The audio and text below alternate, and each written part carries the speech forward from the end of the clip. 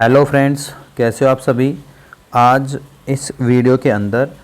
हम आपको बताने वाले हैं कि नीट से रिलेटेड जो क्वेश्चंस हैं, जो बहुत सारे बच्चे जो पूछते रहते हैं कि नीट की फुल फॉर्म क्या होती है, नीट का एग्ज़ाम करवाता कौन है, नीट कितनी सीट्स पर ये परीक्षा होती है, नीट की एज लिमिट क्या है, नीट के लिए क्या योग्यता चाहिए, 12वीं में कितने परसेंट होने चाहिए, नीट एप्लीकेशन की फ़ीस क्या होती है, ये पेपर जो होता है वो कितनी भाषाओं के अंदर आता है, साथ साथ एमबीबीएस जो होता है एम्स, उसमें कितनी फ़ीस होती है, नीट में कुल कितने चैप्टर्स आते हैं, इसका सिलेबस क्या होता है, साथ साथ इसमें कितने चांस मिलते हैं, अगर नीट के अंदर कोई व्यक्ति फेल हो जाता है तो क्या होता है, नीट के लिए क्या क्या डॉक्यूमेंट्स चाहिए,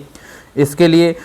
एमबीबीएस के लिए कितने हमें मार्क्स प्राप्त करने चाहिए, नीट एग्ज़ाम्स अगर आप देते हैं तो उसके बाद आप और क्या क्या कर सकते हैं, नीट एग्ज़ाम्स की परीक्षा अगर आपकी हो जाती है उसके तुरंत बाद आप क्या कर सकते हैं, ठीक है, परीक्षा परिणाम की घोषणा के बाद आप जो है क्या कर सकते हैं, साथ साथ आपको जो है इसके लिए कितने घंटे पढ़ाई करनी चाहिए, और अगर आप का जो है किसी गवर्नमेंट कॉलेज के अंदर नंबर नहीं आता है तो अगर आप प्राइवेट कॉलेज से करते हैं तो उसके लिए कितना खर्च आता है, और साथ साथ नीट की तैयारी आप कौन सी क्लास से जो है स्टार्ट कर देनी चाहिए, और अगर जो है आप नीट की तैयारी कर रहे हैं तो इस तैयारी को आप कैसे करें। अगर इन सभी क्वेश्चंस के, ये 20 to 25 क्वेश्चंस हैं, अगर इन सभी क्वेश्चंस के आपको आंसर चाहिए तो आप हमारे साथ इस वीडियो के अंदर बने रहें। सबसे पहले अगर हम क्वेश्चंस की बात करते हैं तो सबसे पहला हमारा जो क्वेश्चंस है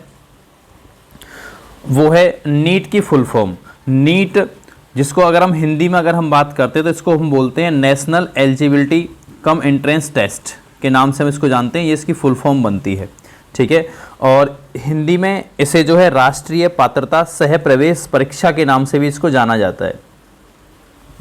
आगे हम बात करते हैं नीट का एग्ज़ाम करवाता कौन है। तो नीट के एग्ज़ाम्स करवाने के लिए एक एजेंसी जो है एनटीए के नाम से इसको जानते हैं, उसको सेलेक्ट किया गया है, उसी के द्वारा ये परीक्षा हर वर्ष कराई जाती है। साथ साथ अगर हम बात करें कि नीट के अंदर जो कितनी जो सीट्स है वो कितनी परीक्षा पर कितनी जो है सीट्स पर ये परीक्षा होती है, तो 2023 के अंदर ये जो परीक्षा है वो लगभग जो है 19,313 सीट्स पर ये परीक्षा एमबीबीएस के लिए, और ये हमारे पास बीडीएस के लिए, और साथ साथ जो है और भी जो अन्य सीटें हैं उनके लिए आयोजित की गई थी। इसके लिए एज लिमिट क्या होती है, तो एज लिमिट इसमें ऊपरी कोई भी सीमा आयुक्त नहीं है कि कितनी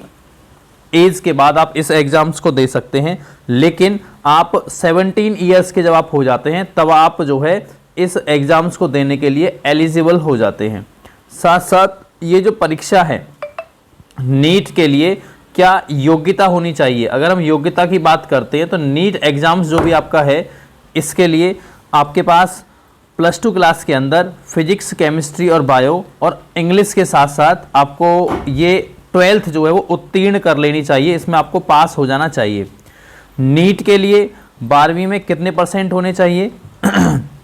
तो 12th क्लास में कम से कम आपके पास ये 50% होने चाहिए, और जो SC, ST और OBC कैटेगरी के अंदर आते हैं इन बच्चों के जो है 40% मार्क्स होने चाहिए। तो 40% और 50% मार्क्स के साथ ही आप जो है अगर क्वालिफाइड हैं 12th क्लास में तो आप नीट के लिए एलिजिबल हो जाते हैं।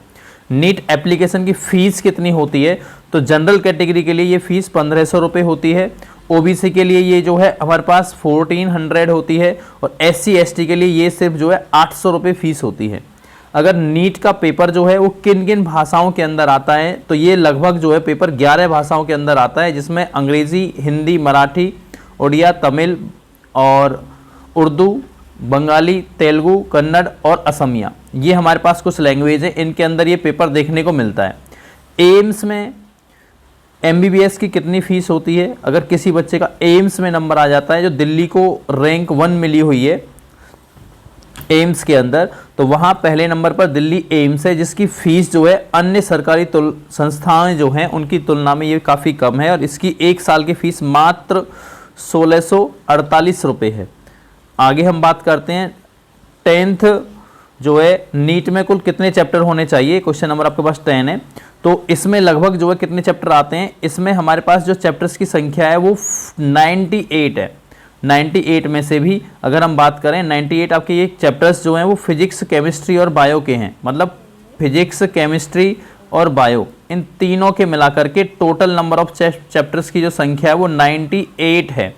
तो इसके बेस पर एनटीए जो है हर साल सिलेबस जो है उसको जारी करता है और उसी के बेसिस पर ये परीक्षाएं जो हैं वो ली जाती हैं। नेक्स्ट अगर हम बात करते हैं कि नीट के एग्जाम में कौन सा सिलेबस आता है, पहले हम इससे रिलेटेड और भी क्वेश्चंस को थोड़ा सा जान लेते हैं। यहाँ जो है इसकी परीक्षा का जो मोड है, अगर हम परीक्षा मोड की अगर हम बात करते हैं तो इसके अंदर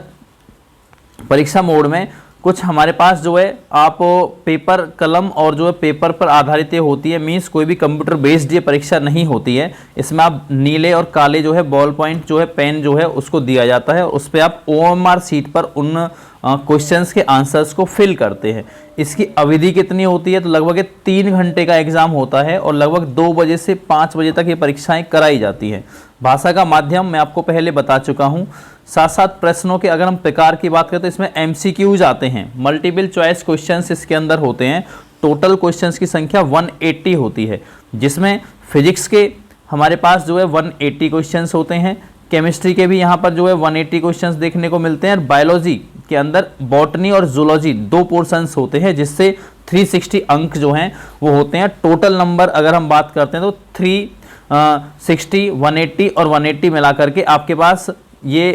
प्रश्नों की जो संख्या है उसके बेस पर अंक जो निर्धारित किए गए हैं वो 720 हैं। साथ साथ ये आपके लिए जानना बहुत महत्वपूर्ण है कि सही अगर आप उत्तर देते हैं क्वेश्चन का, उसके लिए आपको 4 अंक मिलते हैं। गलत उत्तर के लिए 1 अंक जो है वो माइनस हो जाता है, और अगर आप कोई भी प्रश्न को टच ही नहीं करते, ना उसका उत्तर देते हैं, ना सही ना गलत, तो उसके लिए 0 अंक हैं। साथ साथ आपको पता होना चाहिए ये जो परीक्षा है वो पोर्शंस के अंदर डिवाइड की गई है। जैसे कि भौतिक जो विज्ञान है, फिजिक्स के अंदर सेक्शन ए है और सेक्शन बी है। सेक्शन ए में 35 क्वेश्चंस होते हैं और इसके अंदर 15 क्वेश्चंस होते हैं, जिसके लिए अंक जो दे रखे हैं वो 140 और 40 अंक यहाँ पर निर्धारित किए गए हैं। ऐसे ही फिजिक्स में, केमिस्ट्री में और बायो में इसको इंक्लूड किया गया है। बायो के यहाँ पर 2 पार्ट दे रखे हैं, जिसके अंदर है हमारे पास वनस्पति विज्ञान और प्राणी विज्ञान, मीन्स बॉटनी और जूलॉजी। सेम यहाँ पर पोर्शंस दे रखे हैं,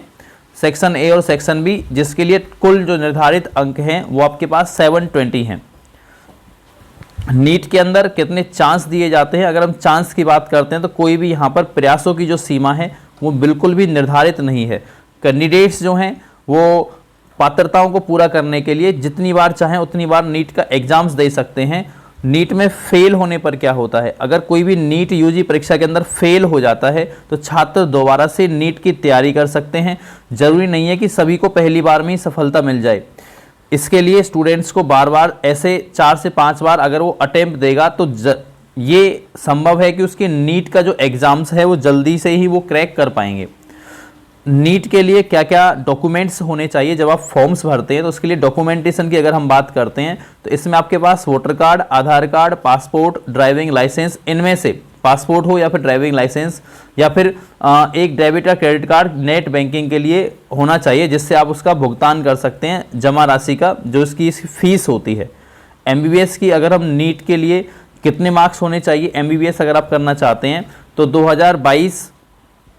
जो नीट की परीक्षा है और जो 23 की परीक्षा है उसमें 140 मार्क्स से लेकर 720 मार्क्स तक जो है आपको अंक लाने होते हैं। इसमें लगभग अब की बार ये 2022 का यहाँ डाटा ऐड किया हुआ है,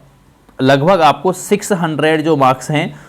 600 प्लस मार्क्स अगर आपके होंगे तो निश्चित ही आपको गवर्नमेंट जो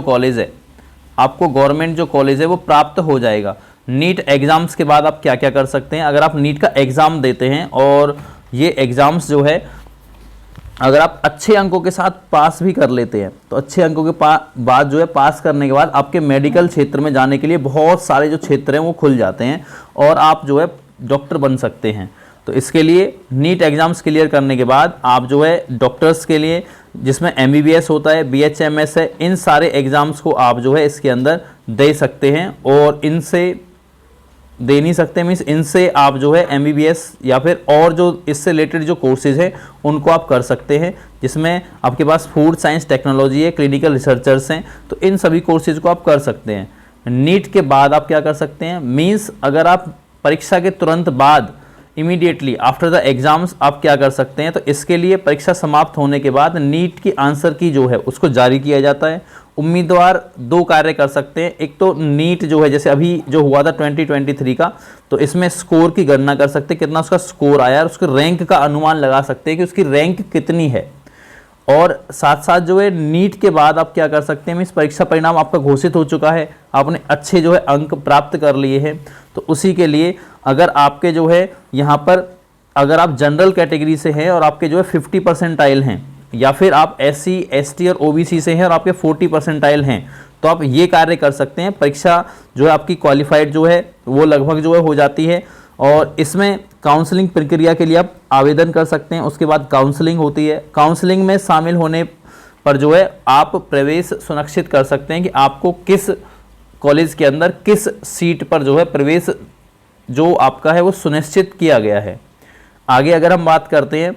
कक्षा 11th में नीट के लिए कितने घंटे जो है पढ़ाई करनी चाहिए, तो इसमें लगभग जो आपको 6 से 8 घंटे पढ़ाई करनी चाहिए, और प्रत्येक विषय के कम से कम रोज नियमित रूप से आपको 40 से 50 जो है MCQs मल्टीपल चॉइस जो क्वेश्चंस हैं उनको हल करना चाहिए। डॉक्टर बनने के लिए कितना खर्चा आता है, अगर आप प्राइवेट कॉलेज से करते हैं तो लगभग जो है मिनिमम से मिनिमम 30 to 40 लाख जो है इसके लिए पैसे खर्च हो जाते हैं अगर आप प्राइवेट कॉलेज से करते हैं। नीट की तैयारी के लिए कौन सी क्लास से स्टार्ट कर देनी चाहिए, नीट की तैयारी हमें जो है 10th क्लास से या फिर 9th क्लास से ही इसको स्टार्ट कर देना चाहिए। अगर आप 10th क्लास से ही नीट की तैयारी को स्टार्ट कर देते हैं तो आप इसकी रणनीतियों को समझ सकते हैं, किस प्रकार से पेपर आना है, क्या उसका पैटर्न रहता है, कितने कितने मार्क्स के इसके अंदर एग्जाम्स में कौन कौन से सब्जेक्ट्स आने होते हैं। तो इससे आपका जो है बहुत जो कमज़ोर छात्र होते हैं और कमज़ोर जो आपके क्षेत्र है उसमें मजबूती आपको मिल सकती है। क्या कोई भी जो स्टूडेंट 11th क्लास के अंदर है क्या वो नीट का एग्ज़ाम दे सकता है? 11th क्लास में आप नीट का एग्ज़ाम नहीं दे सकते हैं। 11th और 12th करने के बाद अगर आप जो है PCB से करते हैं और इंग्लिश विषय के साथ करते हैं, और जब आपकी +2 क्लास में अगर आप हों तब आप परीक्षा दे सकते हैं। +2 के बाद आप जो है इस परीक्षा को दे सकते हैं। 11th 23 इसका लास्ट जो क्वेश्चन है वो ये है कि 11वीं में नीट के लिए आप किस प्रकार से तैयारी कर सकते हैं। तो इसकी अगर आपको तैयारी करना चाहते हैं तो आप जो है इसके लिए जो प्रश्न पत्र जो होते हैं और साथ साथ जो है आपके सूत्र जो होते हैं, जिसमें अगर हम बात करते हैं फॉर्मूलाज जो होते हैं और जो डायग्राम्स जो हमारे पास हैं, नीट के जो सैंपल पेपर्स हैं उनकी अगर आप लगातार प्रैक्टिस करते रहते हैं, रिवीजन अगर आप यहाँ पर इसका आपका बहुत आवश्यक बन जाता है, और इसी के साथ अगर आप ये कंटिन्यूस करते हैं, MCQs क्वेश्चंस को हल करते हैं, तो 11th की तैयारी करते समय ही आप इनको दोहराते हुए आप जो है आसानी से नीट की तैयारी को स्टार्ट कर सकते हैं, और उसके बाद अपनी जो है परीक्षाएं उनको नीट परीक्षा के अंदर एक अव्वल जो स्थान है उसको प्राप्त कर सकते हैं। तो आपको हमारी वीडियो कैसी लगी, क्वेश्चंस आपके सभी के आंसर मिले या नहीं मिले, आप कमेंट करके ज़रूर बताएंगे। साथ साथ आप ये भी बताएंगे कि आप जो है किस या फिर कितने बार जो है अटेम्प्ट दे चुके हैं, या फिर आप किस क्लास के अंदर हैं जो आप जो है इस परीक्षा के अंदर आप शामिल होना चाहते हैं। साथ साथ आप हमारे टेलीग्राम चैनल के साथ भी जुड़ सकते हैं और चैनल को सब्सक्राइब कर सकते हैं। टेलीग्राम चैनल का जो लिंक है वो डिस्क्रिप्शन में दिया गया है, और CR सिंह सर जो चैनल है इसको आप ज़रूर जो है सब्सक्राइब करें ऐसे ही वीडियोज़ प्राप्त करने के लिए। Thank you, thanks for watching.